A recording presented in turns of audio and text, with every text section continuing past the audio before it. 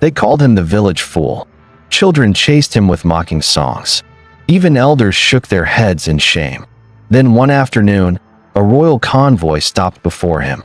If stories like this speak to your heart, subscribe and sit closer. There is much more to hear. In the dusty village of Adebayo near Ibadan, lived a thin young man named Tunde, his clothes always mismatched, his sandals worn, his hair uncombed, yet his eyes carried a quiet and unsettling brightness. People said Tunde was not normal, that he laughed alone under the mango tree, spoke to himself beside the river, and asked strange questions during market days that made traders uncomfortable. Mama Grace, the akara seller, often sighed and said Tunde was once a promising child, but after his father died suddenly, something in his mind wandered too far for this world. Chief Bamidil, the village head, disliked embarrassment and believed Tunde brought shame to Adebayo, especially when visitors from neighboring towns saw him dancing alone near the dusty road. Kunal the blacksmith mocked Tunde loudly, calling him empty drum, while the children copied him and threw pebbles, laughing whenever Tunde bowed dramatically like a clown before them. Yet Tunde never fought back. He simply smiled gently and said one day truth would stand taller than noise, words that confused even the kindest elders. Every evening, he swept the front of the abandoned community hall without being asked, humming old folk songs his late father taught him beneath the moonlight. Beneath the laughter and mockery, there was something the villagers refused to see, a quiet pattern in Tunde movements, as though he watched and listened more carefully than anyone imagined. One scorching afternoon, rumors spread that a wealthy investor would visit Adebayo seeking land for a rice mill, and Chief Bamidil gathered elders quickly, determined to impress the stranger at any cost. The chief warned everyone to keep the village orderly, especially that foolish Tunde, whose wandering presence could ruin negotiations and chase away opportunity that promised wealth and new respect. Kunal found Tunde near the river and mocked him harshly, saying, "Stay hidden today, fool. Important men are coming and your madness will not steal our fortune." Tunde tilted his head and replied softly, "Fortune that forgets fairness brings tears later," words that made Kunal spit angrily and shove him into the dust.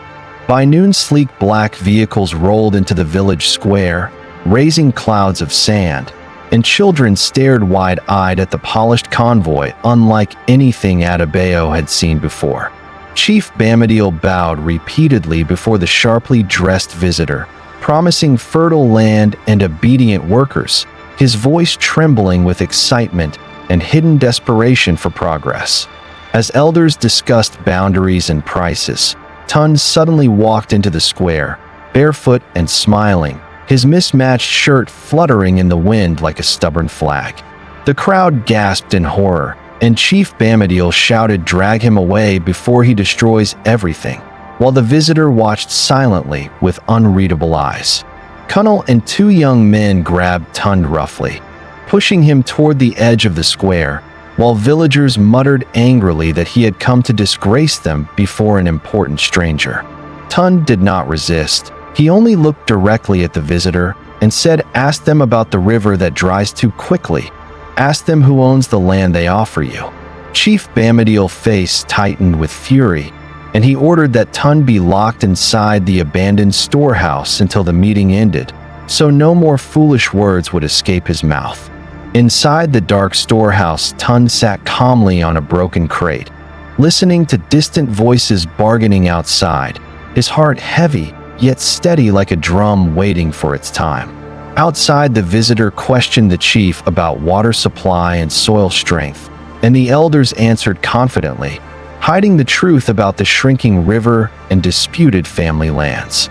Mama Grace watched everything with worried eyes, remembering how Tunde's father once warned the village about careless agreements that favored strangers over their own children.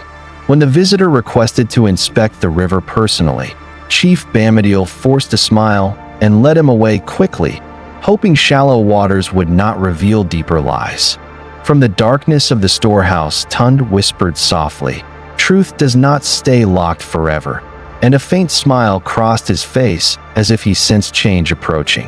At the riverbank, the visitor removed his polished shoes and stepped into the shallow water, his sharp eyes scanning the cracked edges and exposed stones that told a story different from the chief's confident promises. He asked calmly why a river meant to power a rice mill looked tired and neglected, and Chief Bamadiel forced a laugh, saying this is only the dry season. An elderly farmer named Baba Sola shifted nervously, knowing the water had been diverted secretly toward the chief's private cocoa farm. Yet fear sealed his trembling lips. Cunnel whispered to others that if this deal failed because of Tunde's strange warning, they would drive him out of Adebayo forever and never allow his shadow cross the market again. Meanwhile, inside the storehouse, Tunde heard thunder rumbling in the distance, and he remembered his father's words that storms often arrive when lies grow too comfortable. Mama Grace quietly approached the visitor as the chief argued loudly about profits, and she murmured, "Sometimes those called fools see what pride refuses to notice." The visitor paused thoughtfully and asked who she meant, and Mama Grace hesitated before pointing gently toward the locked storehouse at the far end of the square. A heavy silence fell upon the riverbank as dark clouds gathered overhead, and the visitor announced he wished to speak with the young man. Everyone seemed desperate to silence. If this story is touching you already, subscribe and stay with us. The most important part is about to unfold.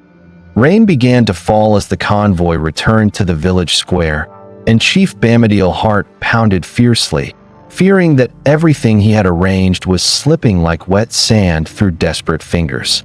The visitor stood before the locked storehouse and ordered it opened immediately, his voice calm yet commanding, while villagers exchanged anxious glances and whispered about disgrace and lost opportunity. Cunnel protested loudly, saying, "Why listen to a madman when progress waits before us?" But the visitor raised his hand for silence and stared at the trembling chief.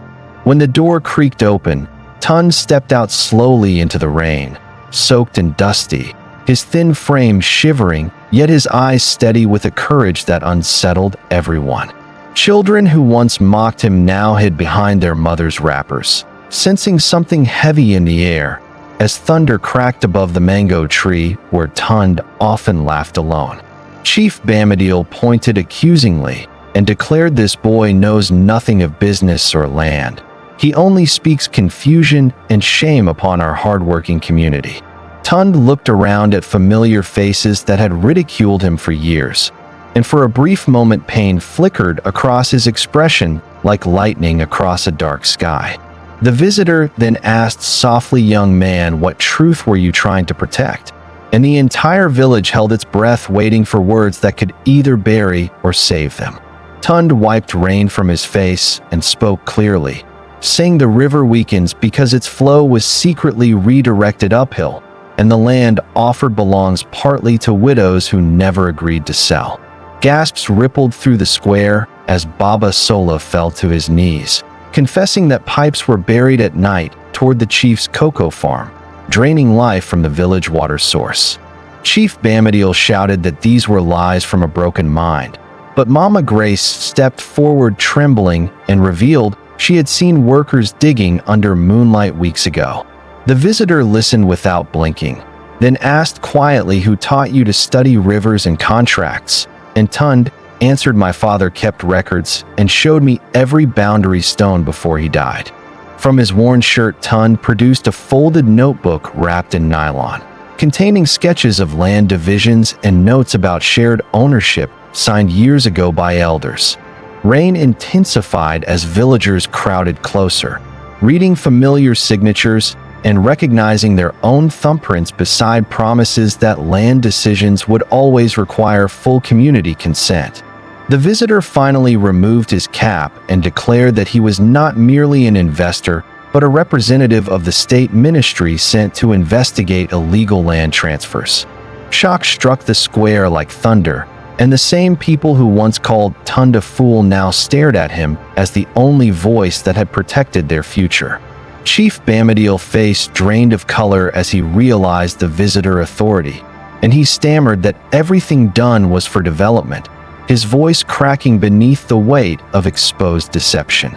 The state representative signaled his aides, who stepped forward with official documents, and he demanded explanation for diverted water channels and unauthorized negotiations conducted without full village consent.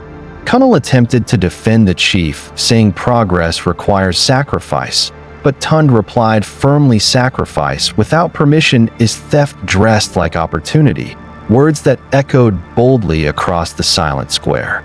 Baba Solo rose shakily and faced the chief, confessing that fear kept many quiet while greed silenced others, and he begged forgiveness from widows whose farmland had nearly been stolen.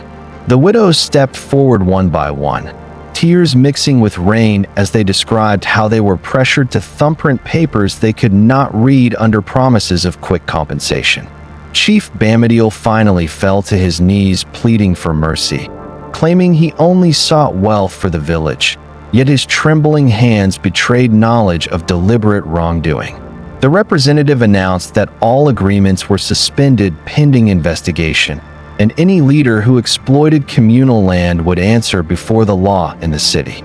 Thunder rolled away slowly as villagers turned their eyes toward Tunde, no longer laughing, but recognizing the quiet strength of a man they once dismissed as useless. By morning, officials sealed the illegal pipes and marked the disputed farmland, ensuring no machine would touch the soil until rightful ownership was confirmed through transparent and lawful community consent. Chief Bamadiel was escorted into one of the black vehicles, not in honor but for questioning, his proud shoulders bent low as villagers watched consequences unfold before their humbled eyes. Kunal avoided Tunde's gaze, ashamed of years spent mocking wisdom he never tried to understand, and he quietly returned to his forge, feeling smaller than the sparks beneath his hammer. The widows gathered around Tunde with tearful gratitude, blessing him for defending their inheritance, and Mama Grace pressed warm akara into his hands like an offering of apology. The state representative addressed the crowd firmly, reminding them that leadership without integrity poisons progress, and he encouraged the village to choose future guardians with open eyes and brave hearts. Baba Solo publicly apologized for his silence, admitting that fear is also a form of wrongdoing, and he promised never again to trade truth for comfort. Children who once chased Tunde now followed him respectfully, listening as he explained how rivers must be protected and agreements must be understood before any thumb touches paper. That evening under the mango tree, laughter returned to Adebayo, not cruel and mocking, but softer and wiser, shaped by lessons carved deeply into humbled hearts. Months later, the river flowed stronger after the illegal channels were removed, and the village of Adebayo began rebuilding trust carefully, learning that true progress must rest upon honesty and shared understanding. A new council was elected through open discussion beneath the mango tree, and this time even the quiet voices were invited to speak before any decision touched land, water, or future. Tunde no longer wandered alone in ridicule, yet he remained humble, sweeping the community hall each evening and smiling gently as children sat around him to hear stories of his father's wisdom. Kunal often joined those gatherings silently, sometimes offering tools to repair broken benches, hoping steady actions would slowly mend the careless words he once threw like stones. Mama Grace liked to say that the village fool had simply been the village mirror, reflecting truths others were too proud or too afraid to face in daylight. Whenever visitors arrived now, elders proudly introduced Tunde as the young man who protected their land, and his mismatched clothes became symbols of courage rather than reasons for shame. The state representative returned once more, this time openly, and promised fair development that respected both river and people, proving that justice and opportunity can walk together. And so Adebayo learned that the loudest laughter often hides ignorance, while the quietest voice may carry salvation, for wisdom is not measured by appearance, but by courage to defend what is right.